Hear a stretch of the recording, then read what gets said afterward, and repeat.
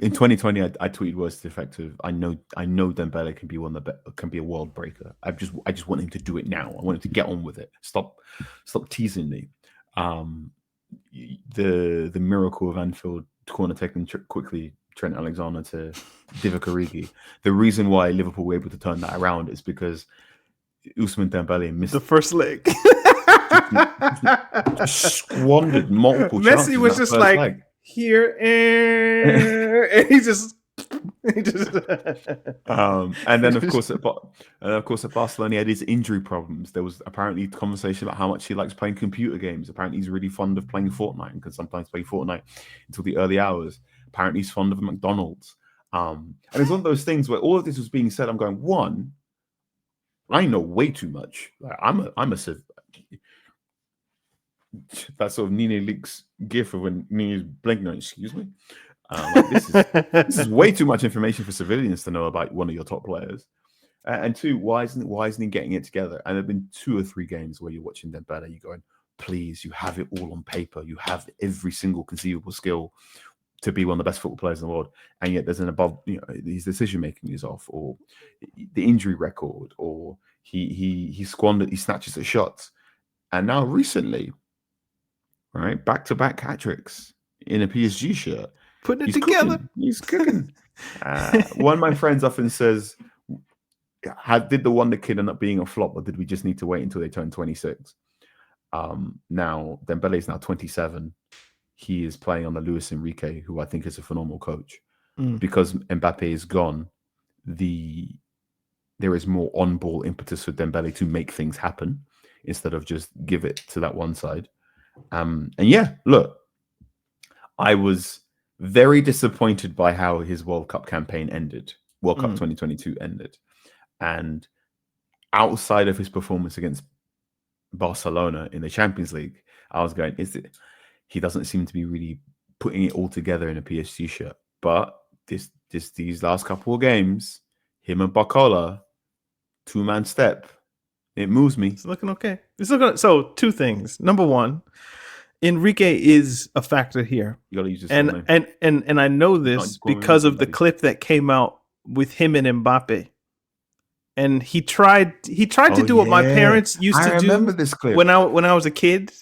So my mom would want me to wear socks in a particular way. I don't know why.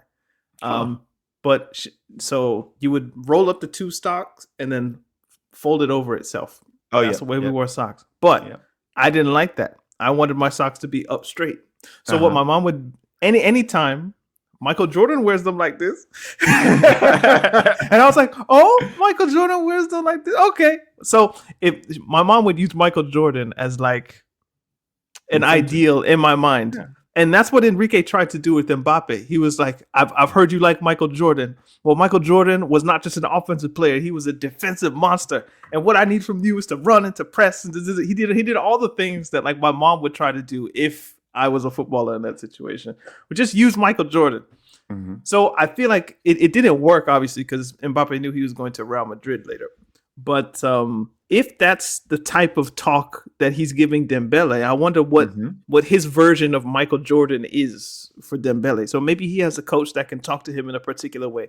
Number 2, I thought you were going to use this analogy, and it's one I've had with Dembele for a while. He feels like someone who fails open book tests. Like you have all the answers.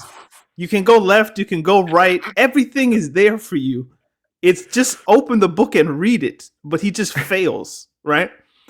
But it feels like maybe because of Enrique or just his own maturation as a person. I know he got married. I don't know if he has kids, but maybe there's life changes that he's gotten a new circle or whatever it is. Mm-hmm. Maybe he's just, okay, let's actually read the book because I have the answers. I can get whatever I want whenever I want it. It's just a matter of choosing the right place to go. And it seems as if this season he's, the Rubik's Cube is shaping up, but it could just be, what do you guys call it? A purple patch.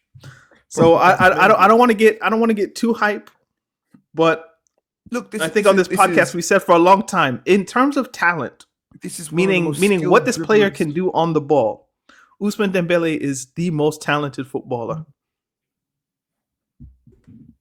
that exists right now. Obviously, I know Messi's out there somewhere in his retirement age, but like he's more talented than Mbappe, but Mbappe gets more from what he has. That's what I believe. He's whether or not it's true, I don't know, but that's what I believe.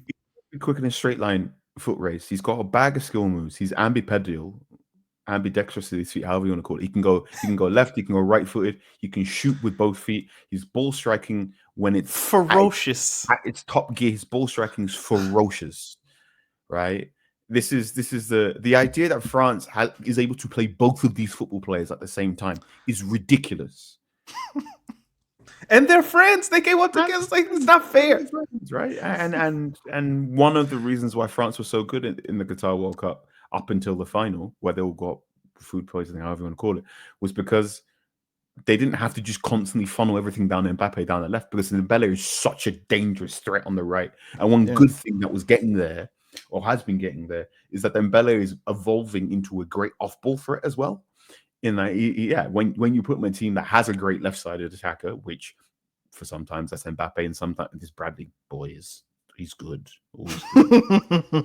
He's good. If PSG can hold on to him, I'd be interested to see if a team tries to take him away, because he's very good. AKA barcode.